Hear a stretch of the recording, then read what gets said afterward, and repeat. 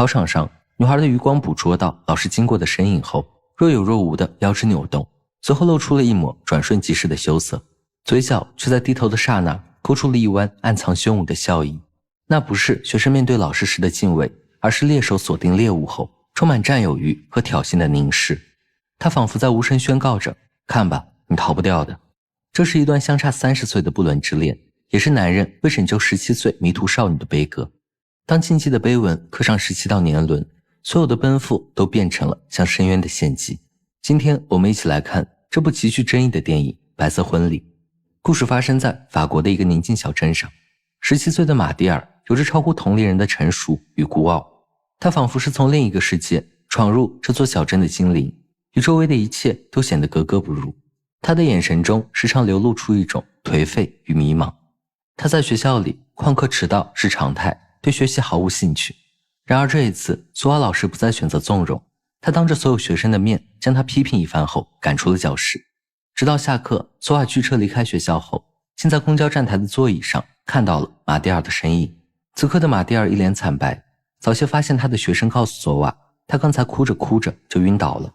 索瓦并不了解马蒂尔经历过什么，在他的印象里，马蒂尔只是一个不学无术的叛逆少女。看到他这副病殃殃的样子，他还是出于担心将马蒂尔送回了家。可进门后，眼前的景象却让索瓦大为震惊。马蒂尔的家毫无生气，衣服和杂物被随意丢弃一地。索瓦想帮他叫医生来，但马蒂尔却一把将电话夺回。女孩的反常态度让索瓦产生疑惑，于是他来到学校的档案室里调查起了马蒂尔的家庭背景。当档案被翻开的那一刻，也揭开了二人扭曲情感纠葛的序幕。原来马蒂尔的父母在巴黎生活，他的父亲是一名精神病医生，却从未尽过照顾女儿的责任。而他的母亲因为失去情人后患上了严重的精神疾病，隔2个月就要闹一次自杀。更糟糕的是，马蒂尔还有2个哥哥，因为贩毒成为了警察的重点关照对象。如今马蒂尔的档案上多门课程挂科，面临着被勒令退学的危机。一旁的老师看出了索瓦的担心，但也只是冷漠地叮嘱他离马蒂尔远点。但索瓦放心不下独自在家的马蒂尔，一下课便马不停蹄地赶了回去。或许从这一刻起，他就已经不自觉地想要拯救这个被命运摧残的女孩了。索瓦是第一个真正关心马蒂尔的人，他的出现就像一束暖阳，照进了马蒂尔冰封的内心世界。他开始不由自主地好奇索瓦的一切，而他的第一个问题就是：Votre femme, elle fait quoi dans la vie? Elle dirige sa librairie. Elle écrit aussi des articles pour le quotidien régional. Et elle vous aime?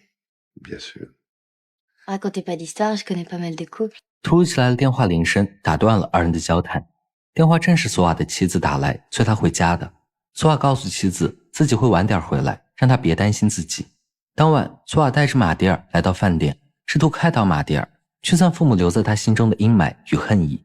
索瓦看出了他的空虚与孤独，提议帮他补课，让他通过学习的方式充实生活，还说只有教养和文凭会长久地帮助你走得更远，过得更舒服。虽然马蒂尔对这样的说辞满眼不屑，却没有拒绝。Je vous aime bien. Parce que vous êtes comme moi. Vous êtes un mec tout seul. Pourquoi vous dites ça? J'ai une femme, des amis, des élèves. Et vous? Vous n'avez pas de petite amie? Me lier à quelqu'un que j'aurais complètement oublié dans 10 ans. Vous êtes quelqu'un de curieux. Il est rare de rencontrer une fille de votre âge aussi désenchantée. J'allais dire lucide. 当索瓦将他送回家，在离别前，马蒂尔亲吻了他。索瓦回到家后已是深夜，家中只留下了一段妻子冰冷的电话录音，说自己还要加班，今晚住旅馆就不回来了。难以隐藏的失落在索瓦脸上浮现，这似乎印证了马蒂尔的猜想，他与妻子的婚姻早已没了激情，常常会因妻子的工作受到冷落，二人的状态更像是搭伙过日子。第二天上课前，马蒂尔承诺会来，索瓦望着他空荡的座位，满心期待与担忧。终于在铃声结束后，教室门被敲响了。Vous m'excusez, j'étais retenue par le prof de maths. Est-ce que vous m'acceptez? Oui. 在这节哲学课上，索瓦提出了一个关于潜意识的深刻问题，学生们纷纷陷入沉思，教室里一片寂静。这时马蒂尔突然举手发言，他的声音清脆而坚定，对潜意识的理解也十分独特。Bah, y a des gens qui sont comme prisonniers de leur destinée. Ils rencontrent toujours les mêmes drames, les mêmes amours malheureuses. On a l'impression qu'ils sont jouets de la fatalité. Bah, pour la psychanalyse, ils sont prisonniers de leur inconscient. 他新颖的观点充满了思辨性，让索瓦眼前一亮。他能够轻松理解那些晦涩难懂的哲学观念，但此刻马蒂尔愿意学习的原动力却是因为索瓦。Non, mais vous pouvez appeler pour me dire. On peut se voir chez moi si vous voulez. Vous me promettez de vous y mettre sérieusement? Pour vous, je veux bien. 更让索瓦坚信马蒂尔天赋异禀的是，在往后与马蒂尔的接触中，索瓦发现了他隐藏在叛逆下的独特光芒。虽然马蒂尔对学校的常规课程并不感冒，但在哲学领域却有着非凡的天赋和敏锐的思维，在英语和数学上也都有着远超同龄人的水平。很快，索瓦便帮他补完了1学期的课程，化解了退学危机。然而在这个过程中，二人的相处日益增多，彼此的了解也日益加深。马蒂尔身上那股青春的活力和对生活独到的感悟，如同春风般悄然吹进了索瓦那颗早已被平淡生活尘封的心。但他也深知这相差30岁的禁忌之恋不符合社会伦理，甚至会违背教师最基本的职业操守。可他又无法拒绝马蒂尔身上由内迸发的活力与魅力。他就像一朵含苞待放的花，索瓦可以赞叹它的娇嫩，它的生机，它蕴含的无限可能。但当他涌起想要将它摘下来的念头时，这份违背伦理的情感便注定会以悲剧收尾。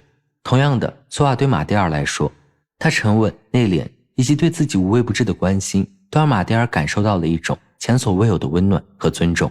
两颗心在不经意间越靠越近，一种微妙而又强烈的情感在他们之间悄然滋生。马蒂尔甚至会向索瓦家座机打去电话。Oui? Je voulais juste te dire bonsoir. Comment tu as eu mon numéro? Dans l'annuaire. Maintenant, je vais me coucher. Je t'embrasse. 妻子似乎也察觉到了索瓦与他口中这个优秀学生的异常。Je n'ai pas amoureux d'elle. Tu es bête. Promets-moi que ça t'arrivera pas. Tu es bête. Sur ce terrain-là, j'ai même pas besoin de te promettre, j'ai jamais été porté sur les gamines. C'est toi la femme de ma vie. 谎言虽然哄好了妻子，但终究难逃他心里那关。此刻二人的通话愈发频繁，他们的交流也不再局限于学业上。Tu vas bien? Tu as bien dormi? Oui. Tu as besoin de quelque chose? Juste te dire bonjour. Je t'embrasse. À tout de suite. Bon, à tout de suite. 直到这天，索瓦看到一群小混混从马蒂尔家走了出来，嫉妒和愤怒瞬间涌上心头。他冲进马蒂尔家大闹，将所有小混混们用过的东西通通扔出了窗外。但面对他疯癫的行为，马蒂尔非但不生气，反而欣喜地说： T'es jaloux? Je suis contente. Ils ont passé la nuit ici. Te fâche pas, ça arrive souvent. Tu te fiches de moi? 这一刻，二人彼此眼中的情感再也无法抑制，他们跨越了师生之间的界限，热烈地拥吻在了一起，从此陷入了一段禁忌之恋。往后，他们开始频繁的约会，一起划船、赏景，在草地上追逐，分享着彼此的喜怒哀乐，探讨哲学问题，在思想的碰撞中感受着灵魂的契合。可当他回到家后，却发现妻子彻夜未眠，一直在等他回来。妻子询问他：你昨晚都在照顾那个女学生吗？你和她恋爱了吗？索瓦刚想否认，妻子便拿出了一份信件，上面赫然写着索瓦爱上了另一个女人。但即便如此，索瓦依然嘴硬地狡辩着。C'est le coup d'une élève paranoïaque ou de quelqu'un qui m'en veut. 但他却殊不知，这是马蒂尔写来的，只是为了占有索瓦，向妻子宣示主权。马蒂尔对索瓦越爱越深，他们会大胆地在学校里约会。这天，当激情褪去后，马蒂尔终于对索瓦讲出了自己悲惨的经历。在他11岁时，两个哥哥就因为贩毒被抓了进去。他们还曾为了赚钱让马蒂尔出去站街。所以索瓦的出现对于马蒂尔来说，就像照亮黑暗的一束光。然而现实却如同一堵冰冷而坚硬的高墙，立在二人之间。年纪的巨大差异，索瓦已有的婚姻，以及社会既定的道德规范，压得他们喘不过来气。索瓦在享受与马蒂尔的爱情的同时，内心也陷入了深深的矛盾与挣扎之中。他深知自己的行为违背了道德伦理，对妻子充满了愧疚，而妻子也逐渐确定了丈夫出轨的行为。二人之间的矛盾终于爆发了。妻子提出二人分开一段时间，让自己冷静的同时，也让索瓦仔细想清楚。妻子离开了这段时间里，索瓦明目张胆地将马蒂尔带回了家。为了让这束光长久地照亮自己，马蒂尔竟想鸠占鹊巢。Flingue ta femme à la porte. C'est pas possible. Alors quitte-la. On vivra chez moi, c'est pas grand, mais on déménagera si tu veux. C'est pas possible. Tu as 17 ans. Je t'aime comme j'ai jamais aimé. C'est toi qui as fait de moi une femme. 马蒂尔对索瓦的爱是热烈而执着的，他无法忍受索瓦在他和妻子之间犹豫不决的态度，但索瓦依然左右为难，内心的挣扎和矛盾愈发激烈。可最终索瓦还是意识到，他无法抛弃多年陪伴的妻子和稳定的生活，去追求一段充满争议且不确定性的爱情，最终还是回归了家庭。然而索瓦的决定如利刃一般，深深地刺痛了马蒂尔的心。马蒂尔无法接受索瓦的背叛，他的爱瞬间化为了强烈的恨，他又变得自甘堕落，重新过上了放荡不羁的生活。他很快地找到了一位新男友，专门在上课时当着索瓦的面和他暧昧。男友还告诉索瓦，现在马蒂尔已经搬去和自己住了，他们会在索瓦的必经之路上尽情的放纵秀恩爱，还会在教室里只剩下索瓦一人批阅试卷时发出刺耳的动静，故意让索瓦看到这不忍直视的一幕。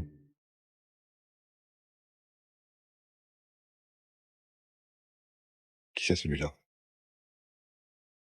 Putain. 与此同时，马蒂尔对索瓦妻子的报复也变本加厉，他会在深夜打去骚扰电话，扰得夫妻二人无法休息。Qui est-ce? Devine. 还会在索瓦不在时打电话辱骂他的妻子，给妻子寄去恐吓信。面对马蒂尔无休止的纠缠，索瓦终于无法招架了。Flanque-la à la porte. Ou change-la de classe. 就在这时，刺耳的电话铃声再次响起，是索瓦的妻子打来的。他说发生了很严重的事儿，让索瓦马上过去。原来又是马蒂尔叫来小混混，去砸碎了妻子店铺的玻璃，并在窗户上画下了对他人身攻击的涂鸦。更过分的是，他竟想将索瓦的妻子杀死。Ce n'est pas tout. Quand j'ai pris la voiture tout à l'heure, quelqu'un m'est rentré dedans avec sa camionnette. On aurait dit qu'il m'attendait. Quand un coup ne suffisait pas, il a reculé à nouveau pour me rentrer dedans. J'ai cru qu'il allait me tuer. 妻子生活在恐惧与痛苦的阴影中，精神几乎崩溃，原本平静的生活彻底被摧毁。马蒂尔的行为触及到了索瓦的底线，他在众目睽睽之下将马蒂尔强行拉进了一间空教室。索瓦怒不可遏地甩了马蒂尔2巴掌，但马蒂尔非但不生气，反而深情地说着我爱你，随后就如一只受伤的鸟儿一般依偎进了索瓦怀里，亲吻他的脸颊。他们内心深处压抑的爱意再次被点燃，可这一幕却被前来教室取东西的同学撞见。顿时窗外响起一片雷鸣般的嘲笑声，消息就如同野火一般迅速传遍了整个学校。这段不伦之恋被曝光后，索瓦受到了学校严厉的处罚，被派往了其他城市任教。他的婚姻也彻底破裂，妻子无法原谅他的背叛，最终选择离开了他。而马蒂尔也失去了爱情和尊严，再没有了活下去的勇气。直到1年后，索瓦接到了警察打来的电话，得知了马蒂尔死亡的讯息，而马蒂尔自杀的位置就在他新住所旁的一间昏暗小屋里。在距离索瓦最近的地方，马蒂尔结束了自己年轻又充满悲剧色彩的生命。他静静地躺在床上，面色苍白如纸，仿佛一个沉睡的天使。房东说他2个月前租下了这里，他从来不出门，也不见任何人，就像个隐士一样的活着。他每天只会一直坐在窗边看着窗外，就连食物也只靠房东供给。当索瓦朝着窗户走过去后，却看到了让他不可置信的一幕。这扇窗刚好对向索瓦上课的教室讲台的位置。马蒂尔离开前在墙壁上用鲜血写下遗言：索瓦，这里就是海洋。这句遗言充满了无尽的悲伤和绝望，在电影中还是一个极具象征意义的意象。马蒂尔的母亲在自杀未遂醒来后曾说过，她感觉自己置身于大海之中。对于心如死灰的母亲来说，海意味着解脱，而马蒂尔在遗言中提到海，或许意味着他认为死亡是自己摆脱痛苦获得解脱的唯一方式。他曾经如此热烈地追求爱情，为了爱情不惜一切代价，但最终却在爱情的漩涡中迷失了自己，走向了毁灭。白色婚礼所展现的不仅仅是一段禁忌之恋，更像是对人性、道德、自由等诸多哲学问题的深刻探讨。索瓦在爱情与道德责任间苦苦挣扎，他渴望爱情的美好与激情，却无法摆脱社会规训的束缚和内心的愧疚。而马蒂尔在追求爱情的自由与社会传统观念之间冲突不断，他勇敢的追求却遭到了社会的唾弃和排斥，被视为道德败坏的异类。或许爱情本就是造物主遗落的谜语，两颗心在暮色里撞出星火，以为能捂热彼此生命中的所有寒夜，却在年轮的褶皱间长成了背向而生的树。谢谢你又陪我看完一部好电影，我们下期再见。